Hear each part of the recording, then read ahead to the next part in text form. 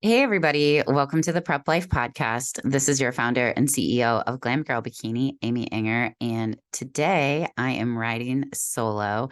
This is my first ever solo episode. So here we go.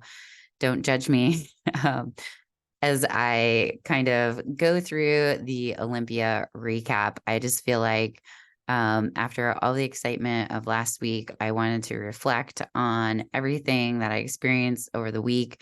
I know Brittany and I last week had kind of recapped the amateur. So you know that I've been in Orlando the last week, at all of the Olympia festivities. So after we, recovered from the Arnold Amateur, we went ahead and went to the press conference on Thursday for all the Olympians, and that was super cool. That was the first time that I had been able to experience that. So they interview the athletes and they talk about like a bunch of the rivalries and things like that and kind of get people hyped up.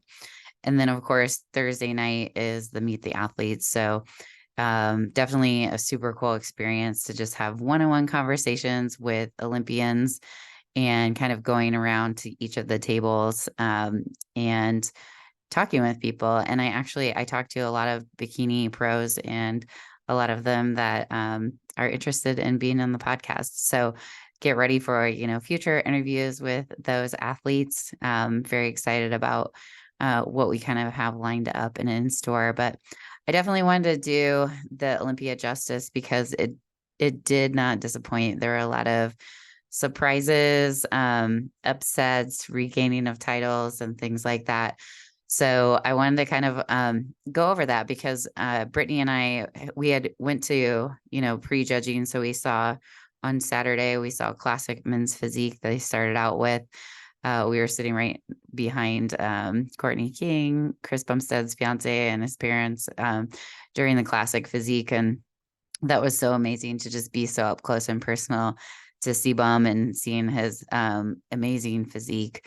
And of course, I'll get to this later, but he, owns that title for the last 5 years. So, such an incredible and remarkable person. I was totally blown away by how long his line was for his Meet the Athlete, even when it was just VIP uh, time, he had a line out the door. I mean, the longest line continuously the entire time. And then of course we had classic physique, or I'm sorry, men's physique. And I ever since I've had Brandon Henderson as a guest poser at one of my bodybuilding competitions that I was a promoter at, I've definitely always really followed his journey. I think he's such an inspirational guy. He unfortunately got second place this year, but he was very close to, regaining his original Orlando title that he received in 2021. And then after men's physique, we of course had bikini pre-judging. And as we talked about in the last podcast, there were 52 competitors, I believe.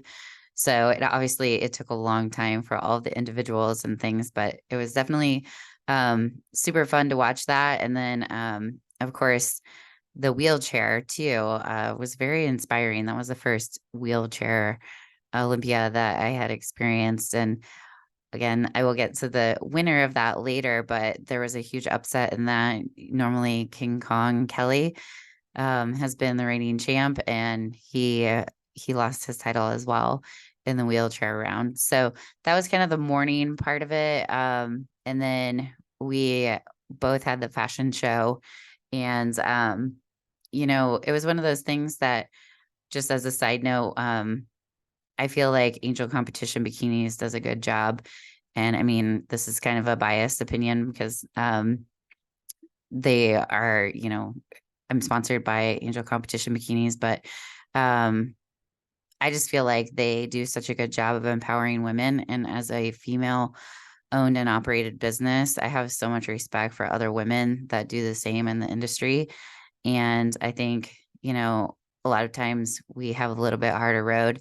And I just have so much respect for Kara and Lauren, the twins that own it. And yeah, they're just incredible people.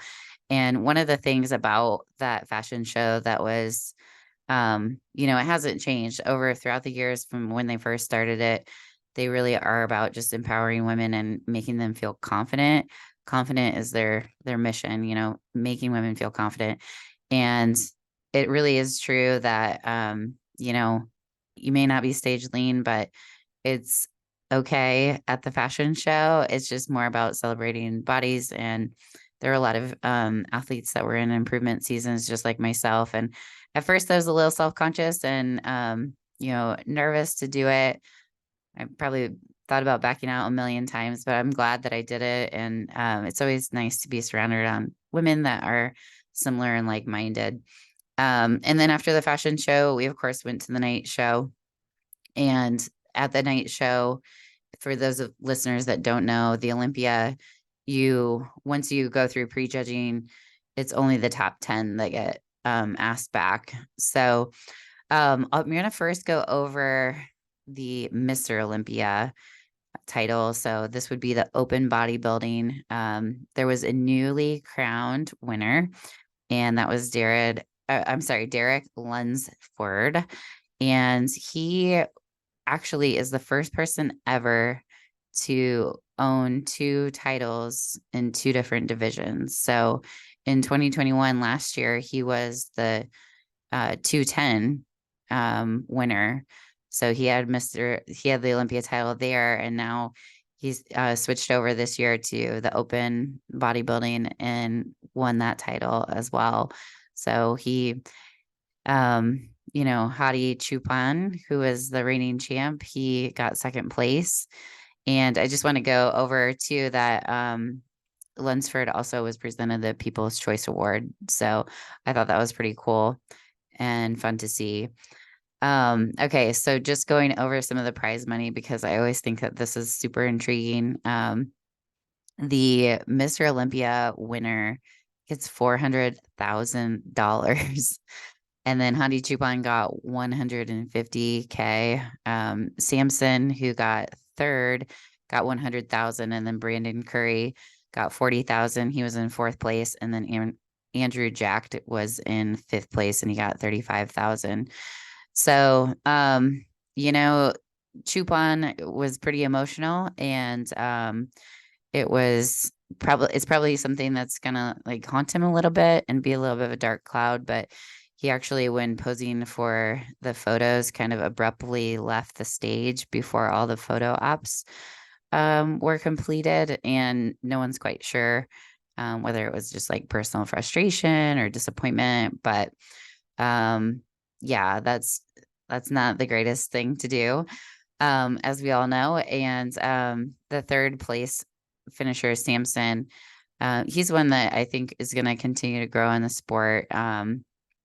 He definitely moved up 3 spots from last year's debut in the competition. So as he continues to grow and gain experience, he's going to be a force to be reckoned with as well. So I just want to briefly go over the winners of each division. I'm going to spend the most time, obviously, on bikini and recapping that. But the top winners, so the title winners of Miss and Mr. Olympia, I already said what the men's open was, Derek Lunsford, but men's 212 was Keone Pearson. In classic physique, I already said Chris Bumstead. Men's physique, Ryan Terry was a first-time winner. I thought he had a very interesting speech at finals. He has such a cute accent too. It's from the UK. It sounded a little bit Irish or a little bit British. I'm not really quite sure, but he said that this was his 9th Olympia, and he literally has jumped placements each time he improved. So I believe he said, if I'm quoting this correctly, he went from 9th to 8th to 7th to 6th to 5 to 4 to 3 to 2 to 1. And he said his biggest change that he made this year was just investing in an opposing coach, because he was self-taught before. And he felt like that was what kind of solidified this win for him, which I thought was pretty cool. But that takes a lot of perseverance, and it's very showing of what this sport really truly is just bettering yourself every single time. So I thought that was pretty cool. Miss Olympia was Andrea Shaw. No shock there. Figure champion. I believe this is her 5th title. in a row, Sydney Gillian, which she is um, she's just like, I love her look in figure. And then in fitness, Oksana Grishina was the winner. It was unfortunate. Missy Trescott, who's very popular, as most of you probably know who that is. She had an injury that disqualified her. So she was able to be part of the physique round, but then injured herself. It looked like it was her knee, but I'm not quite positive. I did not go to the finals on Friday night, and that's when fitness competes. In women's physique, Sarah Villegas, I think that's how they say her name. Bikini, of course, was Miss Jen Dory regaining her title from the previous, the 2021 win. And then your wellness champ, I believe this is her third year in a row, and wellness has been at the Olympia. Its debut was in Orlando in 2021. So she's had the title all 3 years, and that's Franciella Mateos. And then your pro wheelchair new winner is Carol Milski. I think I said that right. Anyway, moving on to kind of like the bikini results, because I think that the majority of our listeners are probably the most interested in that. Our reigning champ, from last year, Maureen Blanquisco, ended up getting second, and she looked very good. Ashley Kay got third again, and this was for her third time of getting third place. So the last 3 years, she's kind of hung on to that bronze medal. Some of the cool things that, there were 3 other former Bikini Olympia champions. So I believe now this means that Jen Dory is the third title winner that has at least 2 titles under her belt. So, we of course have Ashley Kay, who's a 3-time winner. She has the most Miss Bikini Olympia wins. And then before, it was Angelica Teixeira was the only one that had more than 1 win. But now Jen Dory kind of joins the ranks with those 3 ladies. And I thought it was interesting in the morning. So they do a confirmation round. So they do the initial call outs, and then they do a confirmation round where they call people back. And so the top 3, of course, got called back to be compared against each other. And they were kind of all Christmas colors, because Jen wore a new lighter green suit, which was interesting to me. I'd never seen her in that. Ashley Kay wore green, and then Maureen wore red. And so those 3 were called back as the top 3, and then the rest of the top 10, so the other 7 out of that top 10 were called back in. And I know that Loralee Chapados was, pulled into the middle, and it was interesting at night. She actually got the confirmation round, and so it turned into a top 4. So then we knew that she was, probably 4th place because she got pulled in the mix with those other 3 during the confirmation round of the top 10. And she is she's got the title of Miss Bikini International, winning the Arnold. And this was her second Arnold win this year. So that was pretty cool to see her move up there. She had a very interesting routine. I was just listening to her podcast, and this was the first time she kind of dabbled with some ballroom dancing, which I thought was cool. I definitely saw some new flair out of that, and other things to just be noted. So the winner of Bikini Olympia gets $50,000. So you can see the difference there. Open bodybuilding is 400,000, which is crazy to me. So second place, Maureen got 20,000. Third place, Ashley got 12,000. Fourth place, Loralee Chapados got 7,000. And then fifth place, Isa Piccini moved up from last year's placement at 9th all the way back up to 5th place. And she is a reigning champ as well.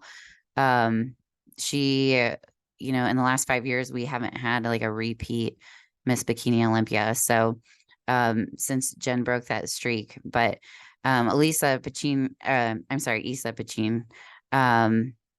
Piccini broke so Angelica Teixeira had the 2-time, and she was, pretty close to getting that three-peat. And then, Issa kind of like broke that chain. So just moving on to the top 15, because I think it's relevant to say those. The rest of the people don't really receive a placement. It just is marked down as 16.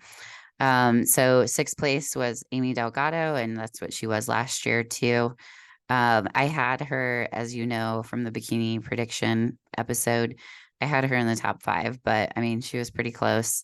I think a up and coming pro, really, Ariana Brothers, getting 7th. She's really, she just got qualified for the Olympia this year. This was her debut, and getting 7th in the world is pretty awesome. Ashlyn moved up. I don't think she placed last year, and so this year she was in the top 10 at 8th. And then Dayraja moved down quite a bit. She went from 4th to 9th. And then Jordan Lee got 10th place. So again, I was listening to Phoebe and Laura Lee Chapato's podcast, and Phoebe was kind of chatting about how, she had remembered from last year when she was in 7th place, like how they kind of got called back or got asked to stay for the confirmation round. And then the people kind of said, okay, ladies, you can go now. And she was pretty disappointed because she did get second call out. There were just more than, I believe there were 8 in the second call out. So she just missed it because she got moved on the outside, and then on the confirmation round, she didn't get called back. But she was definitely on the bubble. She's one of my favorites. Vanya is very captivating. Absolutely love her routine. She got 12th. And then Rihanna has such a great physique. I feel like she's really moving up in the ranks. She got 13th. And then Ariel Barley, she just has such an amazing look. I believe this is her 3rd Olympia. Her debut was in 2021 in Orlando. I remember that. She got 14th. And then Tamika got 15th. So everyone else kind of got 16th place. But I just wanted to recap that. I just feel like the Olympia is our Super Bowl here in the Prep Life. And I feel like it's super important to kind of celebrate these athletes and talk about these circumstances. And, if you weren't there in Orlando experiencing it, I just want to kind of give you a little bit of a glimpse of what that looked like. From my standpoint as a coach, being down there with an athlete, and then also, being part of just like the fashion show, and then also with the media coverage, because of Prep Life Podcast, we're in the press area. It's just such a surreal experience. I think everybody should go. If you're part of the lifestyle, just like Dan Solomon said at the beginning of finals, he talked about how, if you go to the World Series, most people haven't, hit a ball in a park of that magnitude, or, if you go to the NBA finals, like most people can't dunk, or, I don't know. He just went on and on about all these different examples, like, football, like if you're watching the Super Bowl, there are some people that are huge fans that have never played football before in their lives, like most women probably, unfortunately. But the reality of it is, with our sport, pretty much everybody in the audience probably has done some sort of prep, some sort of like diet, are actively weight training, or actively living the lifestyle. And just that camaraderie of knowing what it's like to, like, go out to eat and, order something like super specific, or bringing Tupperware to events and things like that. I just thought it was a cool point that he brought up. And yeah, just while I'm down there, it was cool. Every moment I had kind of extra, I was either walking to the Planet Fitness from my residence inn, and I made sure I got, a room with a kitchen so that I could, like, we went to Walmart as soon as we got there, Brittany and I, and, she cooked some food, and I had everything weighed out and portioned, and I brought my food scale we walk to, the venue, and then we walk to Planet Fitness for workouts. Just living that lifestyle. It's super cool. And then just being around everybody is just so motivating. So again, I have never done a solo episode. I don't know what you all thought of this, but feel free to leave any comments below. I feel like in the future I'd like to do some solo episodes with just some Q&As. I've had some recent questions from athletes where I've been kind of piling up some questions that I'd like to answer. I'm pretty busy leading up to like the next couple of weeks through Thanksgiving. This weekend we have a team show in Iowa, and then we turn around and I go to DC the next Thursday, basically, not even a full week, and got a lot of athletes there at the Ben Weider. So if you're at either of those events, NPC Midwest this weekend or at the Ben Weider next weekend, feel free. Definitely come up, say hi if you do listen. I just never know what kind of impact this makes or if this even helps. So feel free to DM us on Instagram. You can find us at Prep Life Podcast or at Glam Girl Bikini.